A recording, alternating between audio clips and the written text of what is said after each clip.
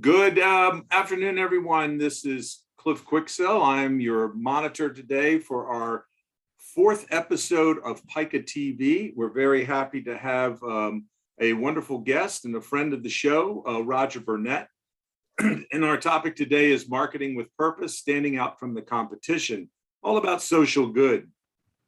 A little bit on our introductions. Paul Zaffarana, as you know, is the president of Pica Marketing Group.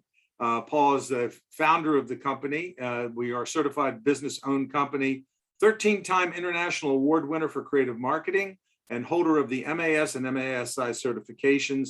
Has an extensive background in company stores, creative marketing, and incentives and recognition programs, and he hails from the great state of Michigan. Again, our guest, Roger Burnett, CAS, is president of Social Good Promotions, and once again, a very good friend of the show. Roger is founder and president of Social Good Promotions, story brand certified guide, speaker, podcaster, author, and sales coach. I have heard him speak. He's amazing. And co-author of his first book, I believe, Red Goldfish, the promo edition, How Promotional Products Leverage Purpose to Increase Impact. With that said, I'll turn it over to your host today, Paul Zaffarana. Paul? Well, thanks, Cliff, for that warm introduction there, and welcome, Roger, to the show. Hey, man. Excited to have you. We got, I don't think we had enough room on the slides to fit all your accomplishments on there. Yeah. People want to know what's in it for them. They don't care about what I've done in the past. We got to show them what it's all about. We're firm believers over here, and we surround ourselves with folks that are in the know and that are getting it done out there. And you and I have, and Cliff as well, have really focused on how we can help each other out. We're getting this stuff done out there, and you're a very good, a great friend and an innovator when it comes to this stuff in the industry. So I appreciate you coming on board and sharing your knowledge with our clients on the show today. So without further ado, tell us more about what's the spark behind Social Good Promotions, and what is some of the impact that's behind it. So I'm sure that it's not a surprise to anyone to know that guys like Paul and I, our chief competition really is the internet. You guys can buy any of these things that Paul and I sell really without any human interaction whatsoever.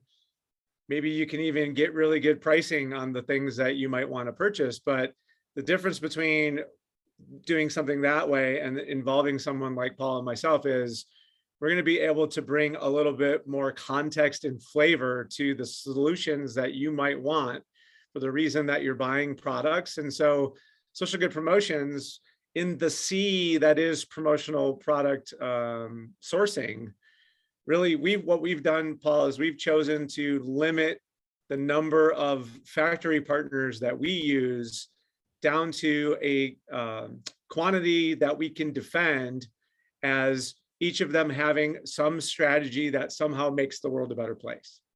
So that when clients are coming to us for solutions to the things that they want to do, we can not only solve the problem with something that might be better than what you would buy online, we actually can start marrying the outcomes of the purchase to causes that the company cares about in order to be able to bring more meaning to the promotional marketing items that a brand might be choosing when they're handing them out, right? And there's a lot of research behind why that's a winning strategy, and it had a lot to do with why I was so interested in co-authoring that book with Stan. So for me, in a lot of ways, we founded Social Good Promotions as the result of about 3 years worth of research that I had done as part of a project that I was working on within the promotional marketing industry to stop something that you and I hate more than anything else in the world. It's when the stuff that we put logos on ends up in the garbage.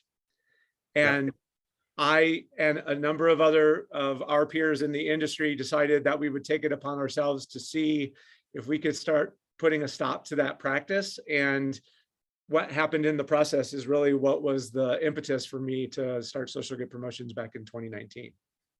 Yeah, I mean, that's amazing how that all happens out there. And that's a big drive that we're trying to compete against, is how do you keep your brand out there relevant and meaningful to your demographic and stuff like that. So that leads me to my next question for you. How would you define marketing with a purpose then? What does that mean to you?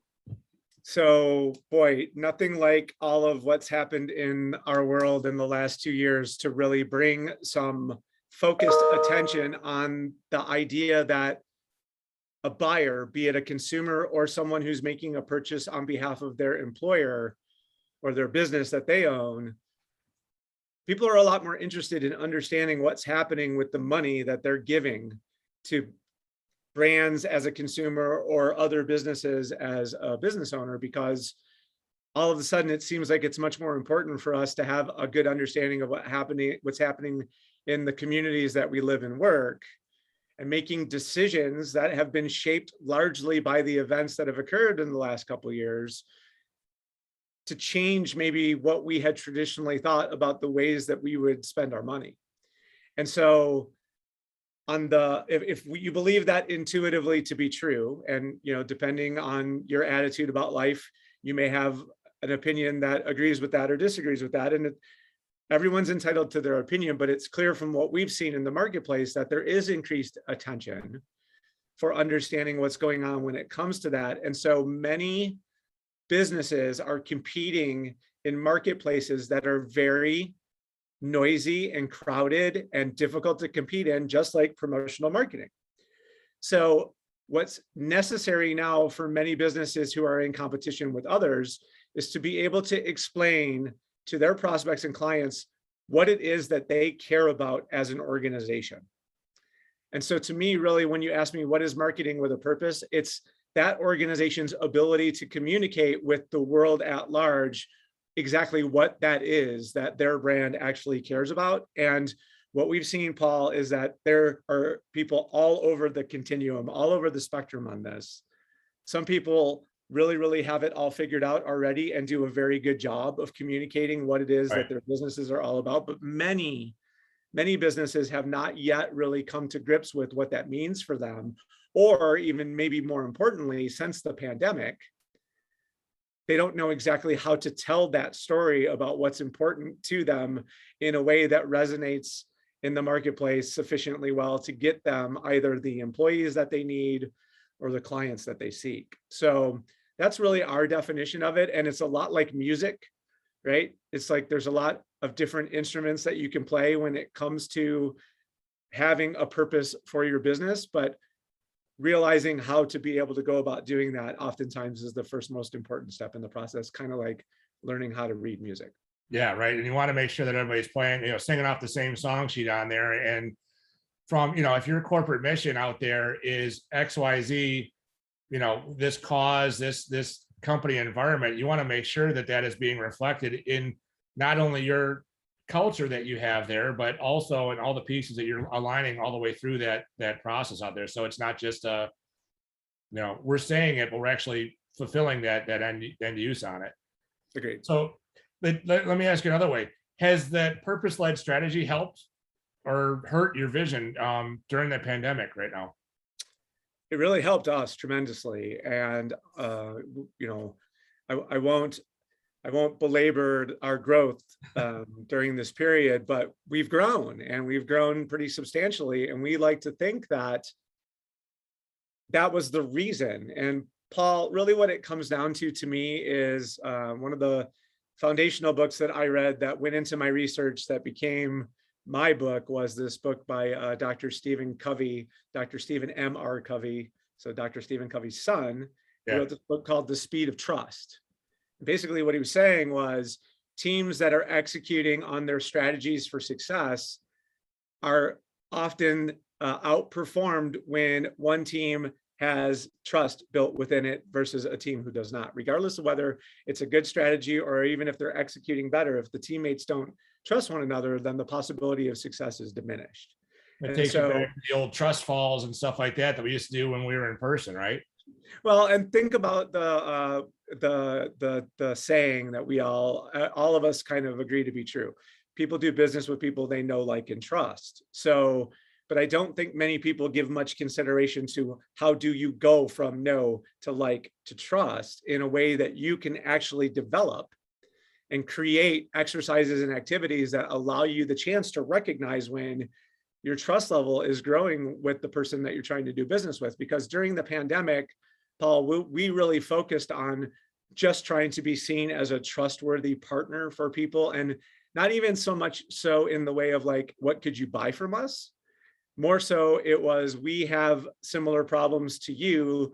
We're seeking solutions to those problems for ourselves, and then sharing that information with other business people in the community to help them, you know, be able to come along with us and be successful in navigating what was, and still in many ways is a really difficult period of time. But it really made things actually easier for us, because our decision making is so largely driven by our purpose around what we do, that it made it really easy for us to make decisions about stuff.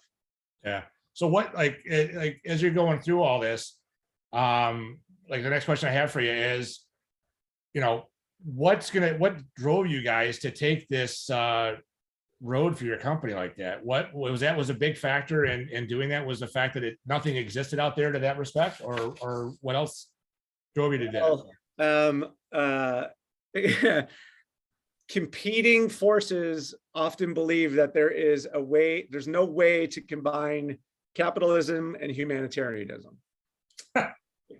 And oftentimes in society, we watch evidence of that seemingly being true. Like, how can you somehow be successful as a business and also somehow make the world a better place in the process? It's very central to my why. It's reinforced by my peer group. I'm inspired by the people that I've been able to connect with and work on projects with, and, you know, really be able to grow in my own personal and professional careers by virtue of the affiliations and associations that I've been able to create. And in the process, what it really made me realize was, we do kind of stand at an interesting crossroads of commerce and purpose that gives us a chance to take all of the information that we've learned, identify gaps in the way that businesses solve problems, and then create solutions for them that they would be happy to get, because they actually do move the needle for those businesses in a meaningful kind of way.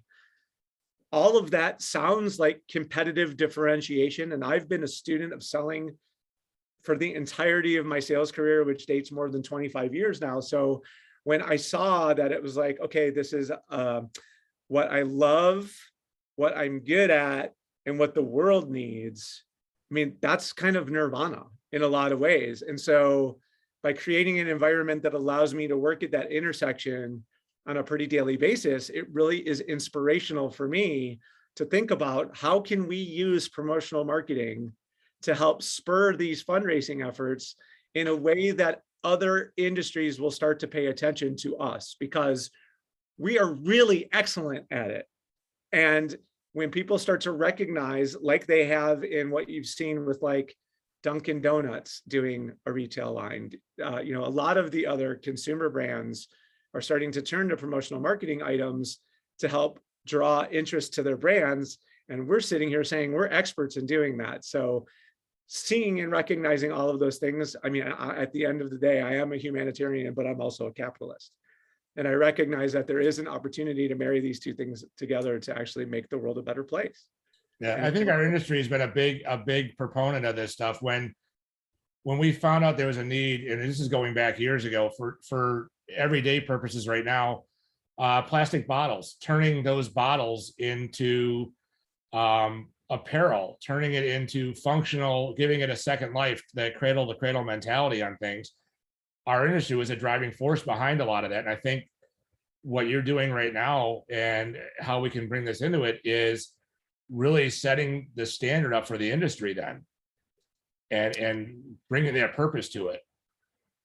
And we believe that, again, as you watch what's happening in the economy right now, much in the same way that 2008 fueled the consulting economy, right, where people were doing things on their own and creating their own businesses, we think that there's going to be something similar going on this time around. So there's going to be a lot of people who are going to start new businesses that are going to want to have something to help them stand out from their competition. And if this is something that they believe in, what our industry is doing is creating a lane for those people to be able to express that that's what they care about by virtue of the way that they're going to go to market with their own brands, and arming and equipping them with opportunity to be able to do that. And I think it's a noble cause for us to be able to do, because remember, at the end of the day, what this is all about is keeping this stuff out of the landfill.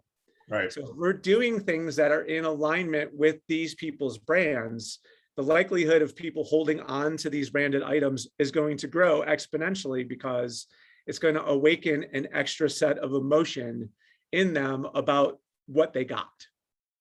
Right. So do you think, like, the difference between, I know keeping it out of landfills is one part of it, but also having a drive or an alignment of values with the brand as well is also part of what your mission is? 100%. Yeah. So a lot of times what we would encourage business owners to do is, when you're working with your partners that do not work for your organization, move what you care about further up in the discussion, so that those of us who are doing that job for you can help to bring things to bear that will be a reflection of your values, and only weave that narrative of your brand together even that much more tightly by virtue of our abilities to continue to bring stuff to you that is going to really surprise you at our ability to do that work for you. So it really is, it's vitally important for you to be able to communicate that. And if you don't really know, then we would suggest to you that this would be a great place for you to start an internal exercise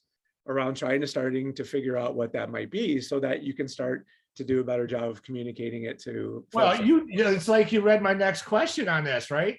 So if, we're going to start at ground zero on this, how, for those that are on the call today or the webinar today, we've heard that they want to go through it. They're getting some inklings like, yeah, we want to go down this road with it.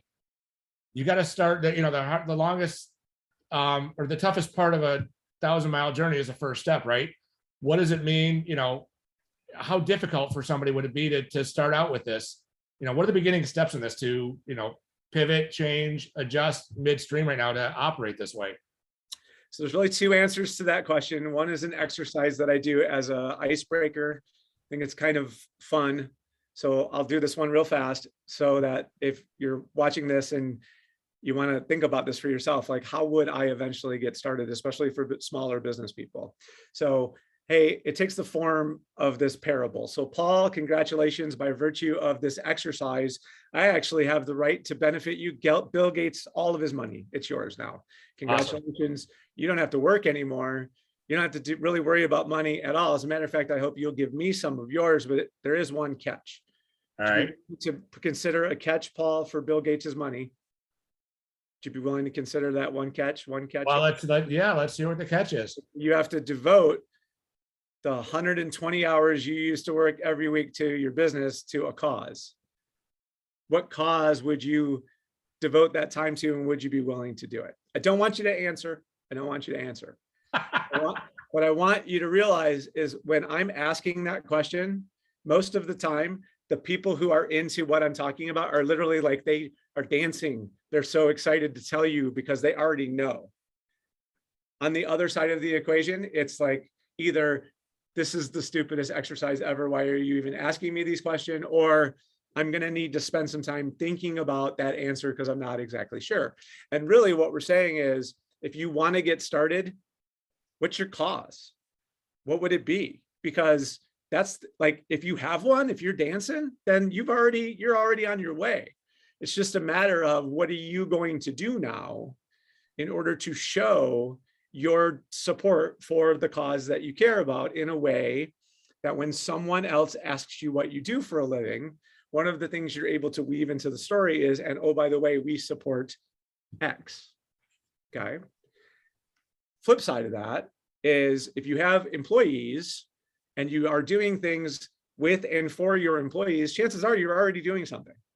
You just haven't sat down and thought about the fact that this is what's going on within and between. You have a bake sale maybe, where you're doing cookie sale for somebody's kids' troop.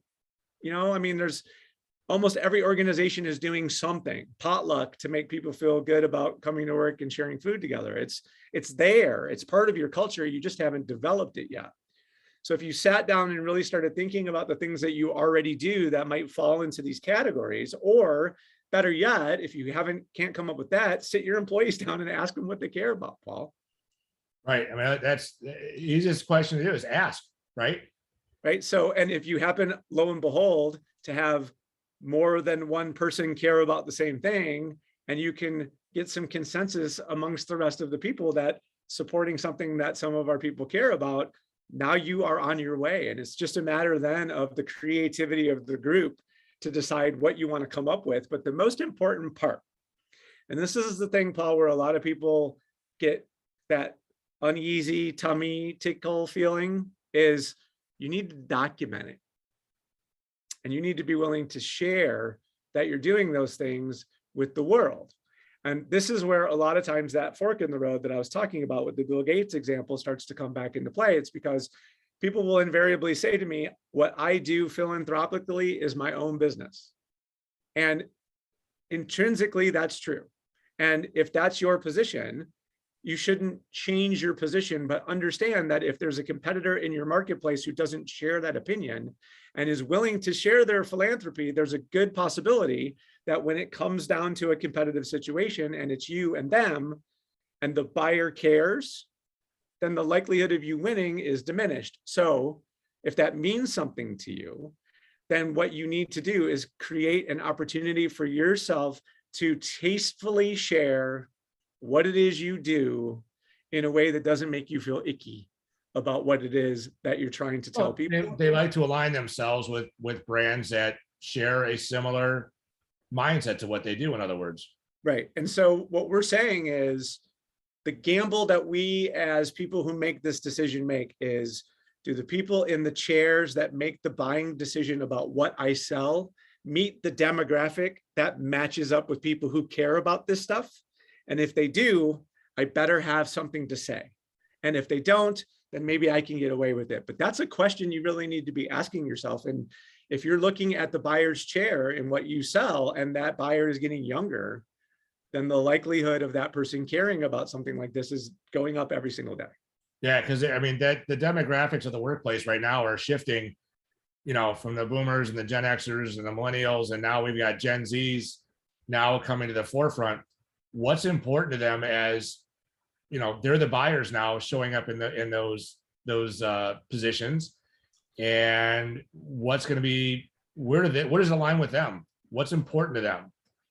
And I can't speak, I hate to say boomers, but that's it's a reality, line, brother, right? We're towing the line. but yeah.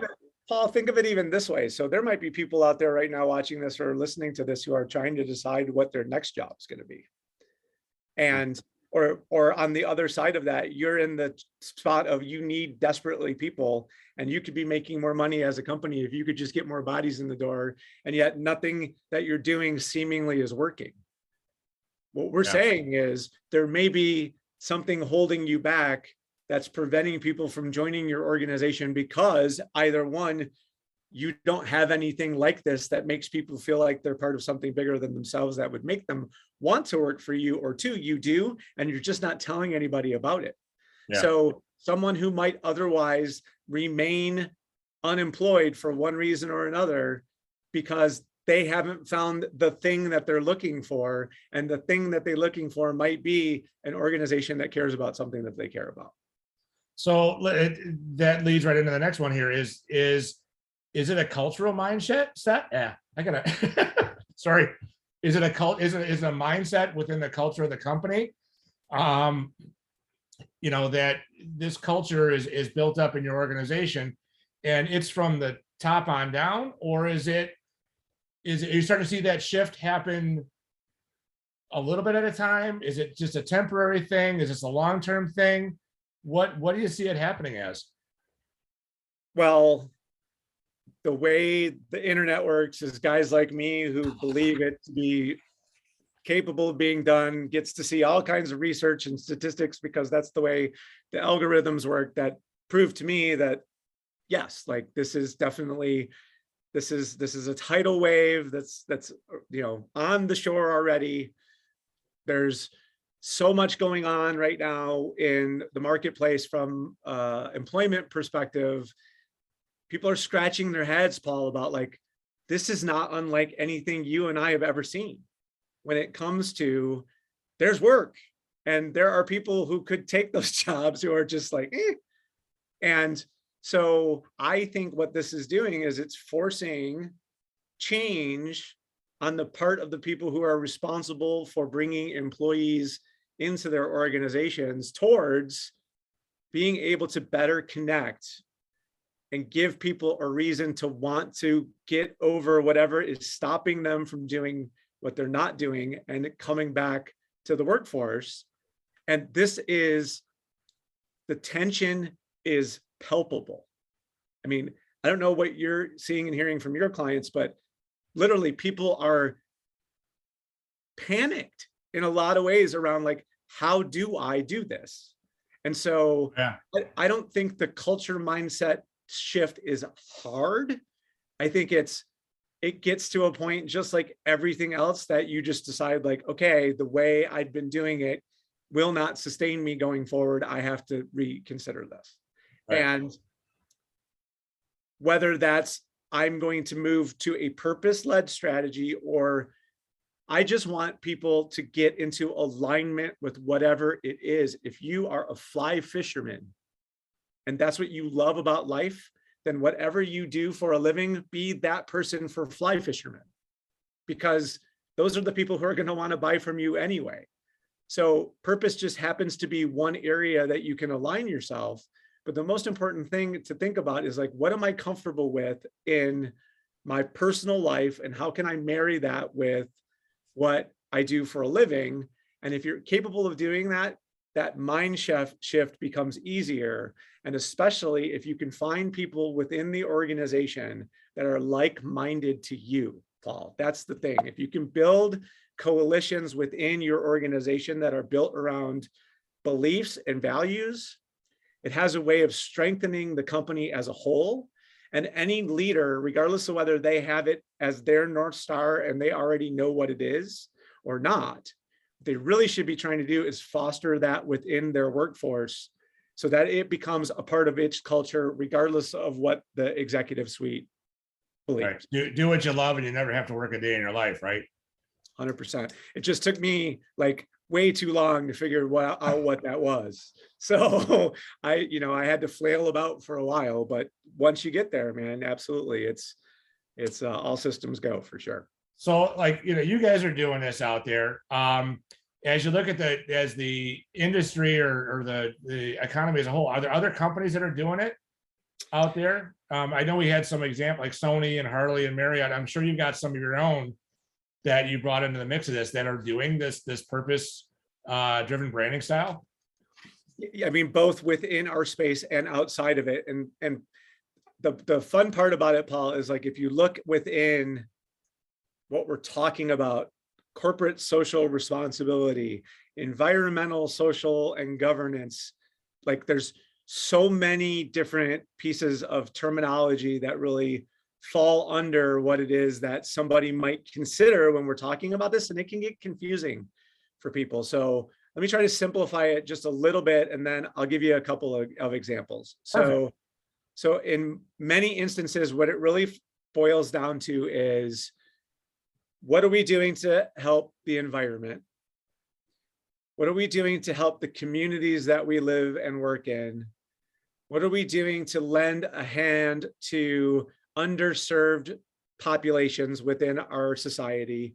And how do I somehow equate purchases of what I sell with some give back? So it's really those four categories, right? And so there are sterling examples in all four of those categories. The book is all case study driven. So we have literal examples of promotional marketing companies like yours and mine, and things that they've done in these different categories that would be a great way for any business, regardless of whether you're in our industry or not, to consider your own ways to get started. But obviously, if the environment is important to you, then working on ways to help minimize your impact on the environment, would be a great place to get started. If you have a specific cause that you care about, and there's a way for you to then build some giving component back to that cause as a result of either the products you buy from us or the products that you sell to your customers, it's a great way for you to then market yourself to the people who also care about that same cause as being kumbaya, let's work together because Right. we know that doing this is going to benefit something that we both care about. Diversity, equity, and inclusion obviously has exploded in interest during the last year. And so being able to explain and express the ways that your organization is working to do work in that category and being able to show people the ways that you're trying to promote a diverse and equitable and inclusive workplace is going to draw people towards you and give you the opportunity to really set yourself apart.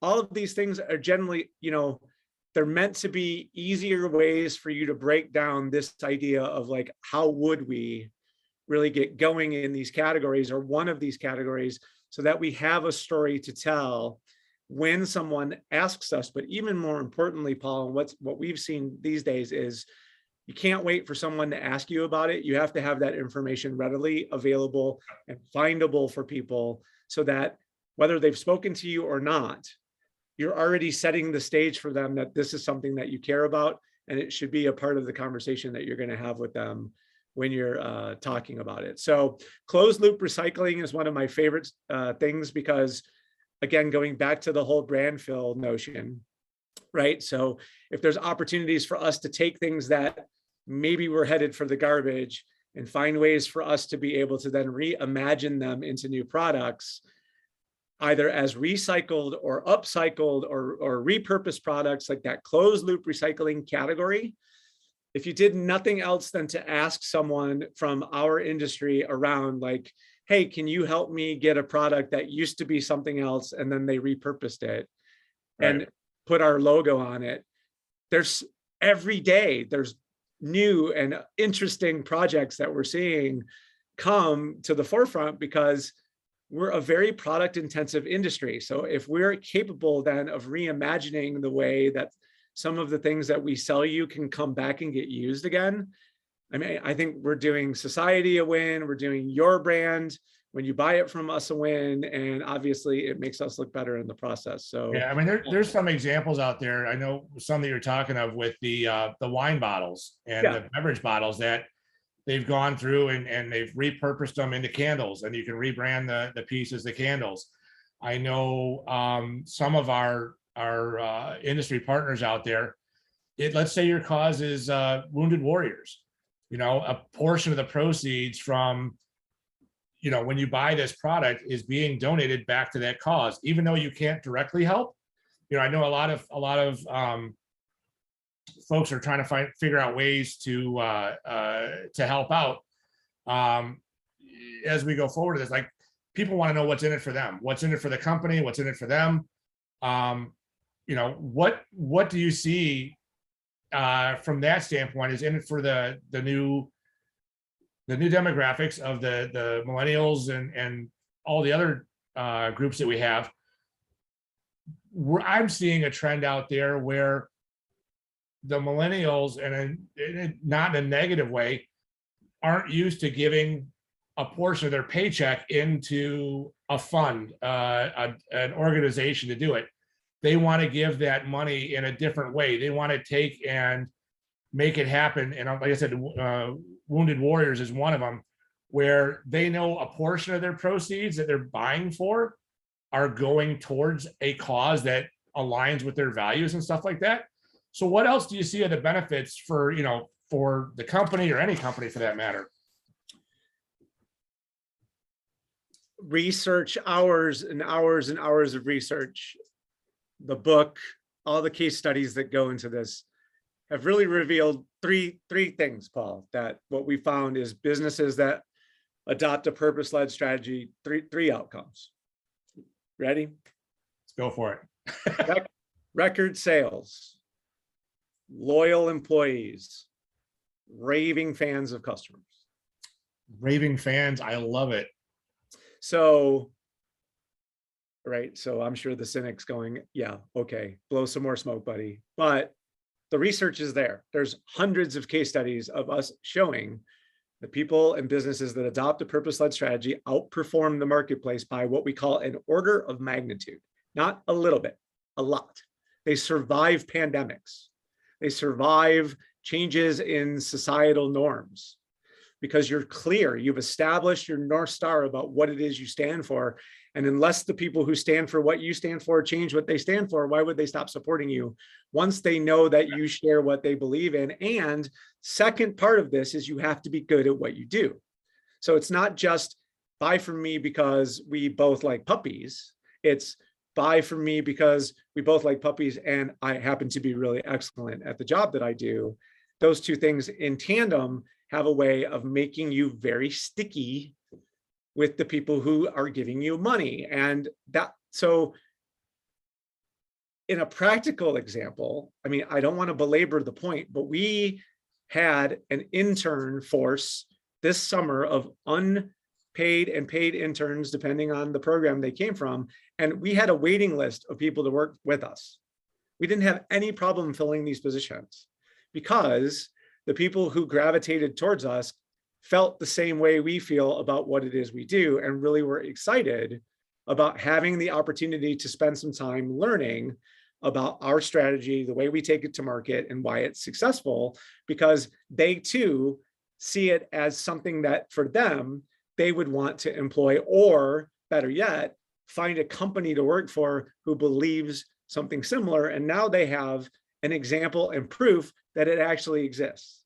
So now they're going to go out into the marketplace and try to find real jobs that are going to be a reflection of what we were able to show them in the process of having them come for work with us. So if you are missing out on revenue, if you're going to miss your number this year because you couldn't get people back in the chairs, why would you not at least think about this as a potential strategy for you to then be able to attract the workforce that not only would stop what they're doing and work for you, but maybe not leave?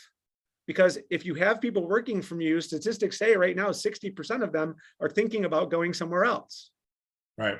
So if you've got 10 people and 6 of them might leave you tomorrow, what would that mean for your business? And could you potentially stem that tide by creating something within your organizations that people could rally around that makes them feel like they're part of something bigger than themselves? And would that be the difference for them sticking it out versus going somewhere else? So that brings me to my next question on this.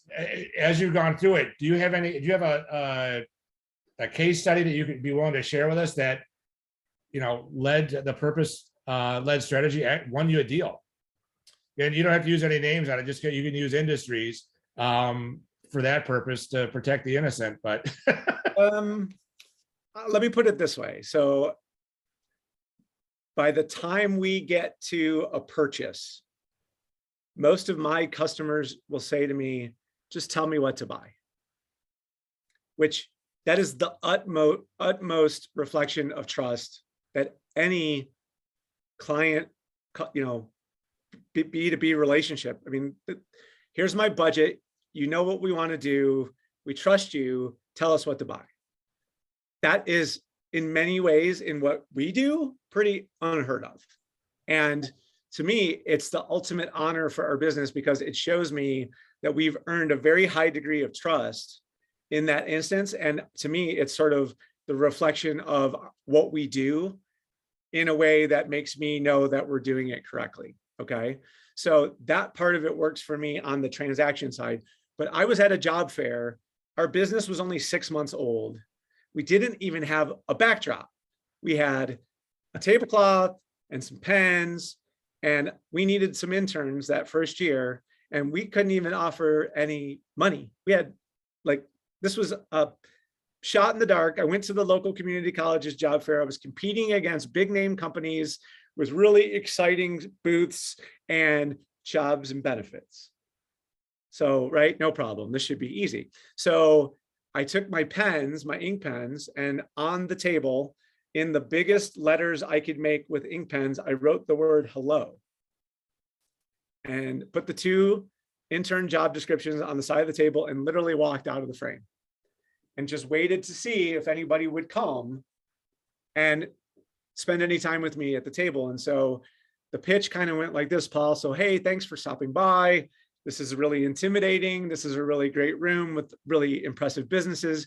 They all have jobs with money and benefits, and I just have an internship. But let me tell you about our organization. We're the kind of company that sells pens like the ones that you see on this table. But what makes our pens different is the pens we buy are from a factory that every time we buy a box of pens, they give away a box of pens to a school that needs writing instruments. So I'm going to give you this pen and this job description.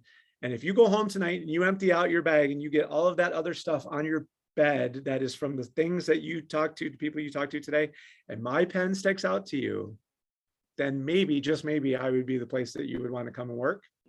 And sure enough, we were able to fill that job relatively easily because the respondent to that, when she called me, said, and I have the recording on my phone to this day as a reminder, I would never have worked for any other place in there except for yours. Yours was the only story that resonated with me, and I would love to come be a part of what it is that you guys are doing. So I know it works. I know it's not for everyone. I don't expect it to be for everyone. And in reality, the fact that it isn't for everyone works to my benefit, because then all I'm looking for are the people who it actually works for. And because I'm able to do that, then we can move more quickly, be it as a potential employee or a potential customer, towards whatever objective it is that they're trying to accomplish, because we've built that level of trust with them relatively quickly.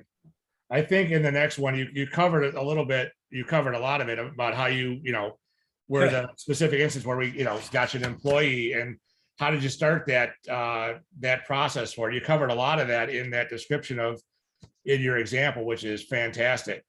Let me just say one more thing about this, Paul. So again, in keeping with, it's hard to get employees right now, I would suggest when it comes to this particular slide, if you have a job that you need filled, go look at the job description and really ask yourself, is this job a reflection of what really goes on here? What this person really would be offering to us as a culture when it comes to what it is we're really missing from the next person that we bring into the organization? And what could someone come to this job with from a sense of purpose that if they already came in the door with it, it would only help your organization move forward? Start writing some of that into what it is that you want people to know about both your company and the roles that you want them to fill. Because I know you, Paul, if you look at any of these things that you see out there as far as postings are concerned, they look like it was written in 2002. And if we could just do a little bit better job of being able to tell people what it is that working for your company is all about, it should start with how that works out for the job they do on a day in and day out basis. So it would be important to consider that. Very, very nice. So as you're doing that, how would you start that process outside of what you've described? I mean, introspection, right? So it's either if you're small enough to do it for yourself, then this is just devoting time and effort and energy to telling the story about what it is that you care about. So even if you didn't come out and make a big splash, right? No press release, no fundraising campaign, nothing other than you started adding in the things you care about to your social media posting. You start, if you're blogging, whatever you're using to communicate your brand message, add some of this context into that and look to see who responds to those posts, because those people typically are going to be the ones who feel similarly to raving fans. You're starting to build community then by developing and strengthening those relationships by virtue of the fact that you gave those people the chance to self-identify as being someone who cares about something you too care about. But if you don't ever show or tell it, then you're not ever giving yourself that first step on the road towards finding out who those people really are and strengthening that community of people who believe what you believe. Exactly, exactly. So as we've been down this journey here over the last, 45 minutes or so, and we've heard your story, when you guys started a couple of years ago in the middle of all this, looking back on that journey from then to today, what's your vantage point on all that's happened over that time?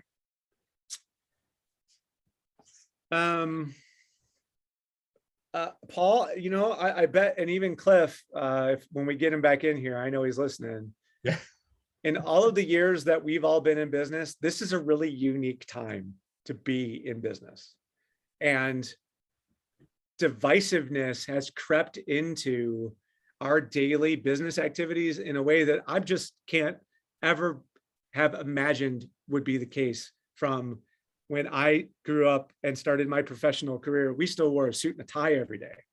The memos were formal, the board meetings were structured.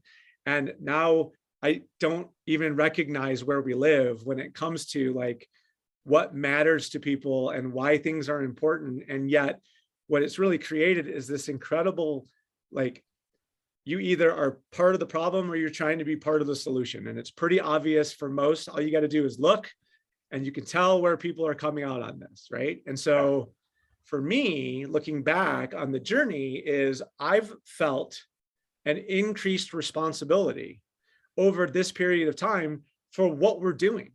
I feel like I need to be out there leading the charge on a daily basis around how can we, with the work that we do every day, strengthen our communities, improve our society, make the world a better place, and create an environment where people who are deserving of an opportunity are given one.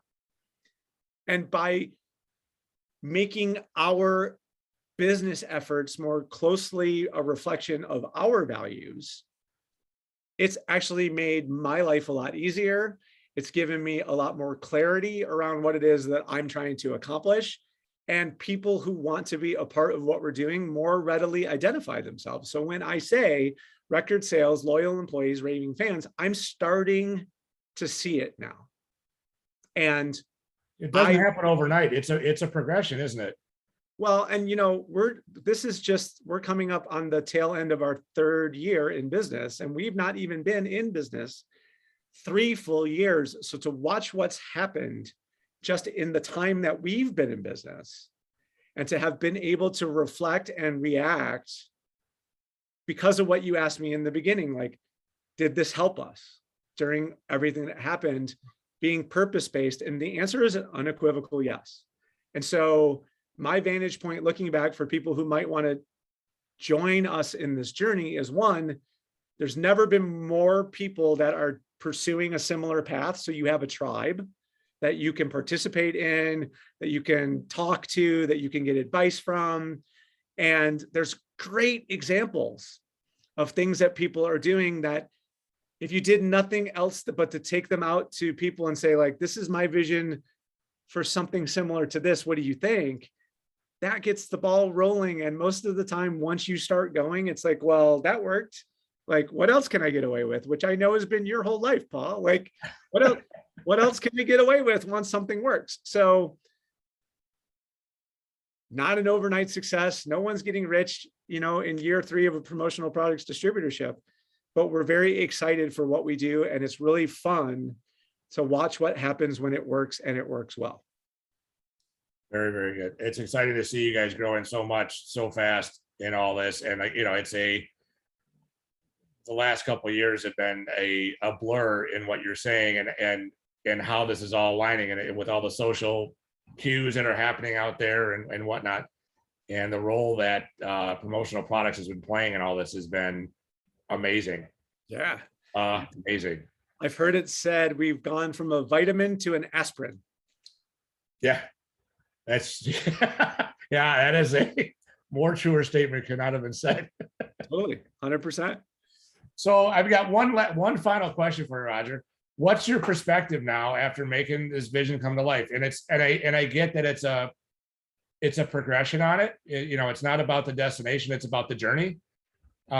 What's your perspective now after you had this vision when you started doing all this, and now you're almost 3 years into it? What do you think about that? Man, that's a Rubik's Cube of a question. So most of the time, getting to a place where you are firing on all cylinders can be really bumpy. And a lot of business owners, especially in the period leading up to the pandemic, did we really have to really think about working on the business? Because the business was kind of doing okay. A lot of people were having really good years, 18, 19, and then wheels fell off, right? So what my vision coming to life through that lens is, I'm so happy that I know what it is that I'm really here to do, so that when the circumstances change how we're trying to do it, it doesn't sink us.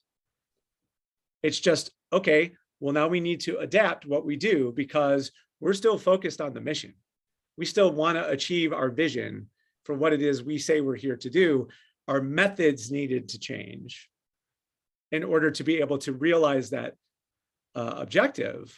And for us, I think what that did for us is many of our customers, our competitors, even our supply chain, many people had to go in the corner for a while and figure out okay, what are we given what's happened? Because a lot of people didn't have that figured out. They were just so busy worried about let's get the stuff out the door, that it made it easier for us to recover more quickly and be ready for our clients who finally, once they were coming out of their fog and starting to reimagine themselves, we were there for them. We were ready. We'd earned their trust and it was time to go. And even more importantly, Paul, and this is where I feel like regardless of what industry you're in, if you're one of the businesses that your people who work with you call back first when things get somewhat back to normal, you're doing well.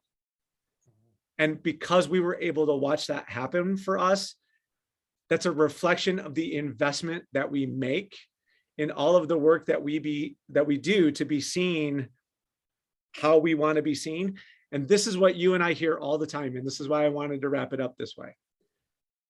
What's the saying? The man who stops investing in marketing is like someone who stops investing in time, right? If you don't put the money and the effort in to continuing your business in the eyes of the people who might give you money, then they're not going to know who you are when they need you the most. Right. And so the time to do it right now is when you stay true to your brand. You stay out there. Marketing is typically the first thing to go out of any budget, right? Yep. But it's also the first thing to come back. But it's the one that should be maintained the longest. And especially if you come back to it with an understanding of what it is you really want to say, or what we're seeing is a lot of businesses now saying can you help us figure that out? Because we're not exactly clear on what it is we really want to say. So we know that we're starting to fall behind because we're not doing this work. And when you have a sense of purpose, you don't have to be delayed. You can beat the marketplace. Oh, very good. So as we get close to, we got a few minutes left here. And I think we'll see if we got any questions, but do you have any final thoughts right now? Well, I certainly hope that we were able to move the needle here. We're living this every single day. We're building campaigns on behalf of for-profit and nonprofit partners alike that highlight and recognize the power of our advertising medium as a means by which to move the needle in these categories that we were talking about during the presentation today. So Paul, man, you've won so many dang awards. I got 11 more to win to catch you. And that's before you even try to win anymore. So obviously you're a great partner for anyone who might be thinking about some of the stuff that we spoke about today, as far as what it might mean for your own brand. But I guess, what I'd really say to everyone is remember what I said to you at the beginning of this, keep your shit out of the landfill for the love of God. Yep. Don't just buy stuff to check a box. Don't do it. If you're going to do that, just don't even do it. Mhm. Because in reality, all you're doing is you're making your brand look bad. You're making the person who sold it to you look bad. And ultimately, you're making the environment be hurt in the process. So let's cut that out. No more shitty promo. And try to get with someone that you trust, that you can build a relationship with, who can help you come up with ways to keep that from happening, because it should matter as much to you as it matters to us, because that's just a bad situation. So creativity and usefulness and all of those things are what really drive keeping those things away from the landfill. So there's all kinds of case study evidence that says we can turn this stuff into stuff that your people will hold on to for posterity. So give us the opportunity to make that be the case, and you might just realize some better results in the process, man. That's my soapbox. I'll get off of it. Oh, very good. Cliff, do we have any questions come in on this at all? Or? No, I think that Roger covered everything pretty good. And I tell you, I've heard Roger speak before, as I'd mentioned, and it's always a delight to hear him chat. And I learned a lot more today as well. So Roger, we just at Pica TV, we just want to give you a big thanks for being our guest today. And for the people that are on the call, just remember that you can get a copy of his book, Red Goldfish, the promo edition on how promotional products leverage purpose to increase impact. It's available on Amazon. It's a great book. I know Stan Phelps very well. He's a great speaker. And, I'm sure this book is going to just probably give you more information than Roger doled out today. So, Roger, we want to thank you for being here. We really appreciate it. Yeah, it was great to preach the gospel, my friends. I appreciate you giving me the chance. Here's your pulpit. So for those of you who our next presentation will be on October 20th. Another guest presenter is Paul Kiewit, MAS Plus. He's the founder and CEO of Brand Kiewit, talking about generational marketing. And I've heard Paul speak on this topic as well as Roger and Paul have both heard him speak as well. It is absolutely a stellar presentation. So we hope that you will sign up for the October 20th version. That will be our fifth in a series of 6. And I'm sure you'll find it very, very interesting. You can view all of our Pica Television mini-series, as well as these extended series that are on the Pica TV channel on YouTube. With that, I'm going to turn it back over to our host, Paul Zaffarana, for a close. Well, I appreciate Roger, you being on the Pica TV today. It means a lot. You mentioned it earlier, having your tribe, having your people that you surround yourself with. I'm a firm believer that the knowledge is in the room, and I am very thankful that you are part of my tribe, and Cliff and Paul Kiewit and some of the other guests we've had on over the course of time here for Pica TV, so that we're able to share that knowledge, that it's not just me talking to folks about what they should be thinking about. There are other conversations that are happening out there that directly impact what we've got folks on here, from advertising and marketing agencies to small businesses to large businesses, nonprofits, manufacturing companies. We got the whole gamut of folks that are on here. So we're hitting a lot of different factors in doing this. To hear it from me is one thing. To hear it from who I surround myself with as well really helps bring credence to what we're doing out here. So Roger, I really appreciate you coming on to share your knowledge and insight. And Cliff, thanks for moderating and the introductions and all that stuff. So if you want to know more about us and what we're doing over here at Pica Marketing Group, you can reach out to myself at paul@picamarketinggroup.com. My office and cell phone number are on there. Be happy to help you with a program that you have going on, general questions. There's a lot of resources out here that we can throw at your program and help you stand out from the crowd. So our goal is to make you look good in the eyes of your customers and give you some measurable marketing results at the end of the day. So with that being said, signing off from Pica TV, I'm Paul Zaffarana with special guest Roger and Cliff on here. Thank you very much, and look forward to seeing you at the next one. Bye-bye.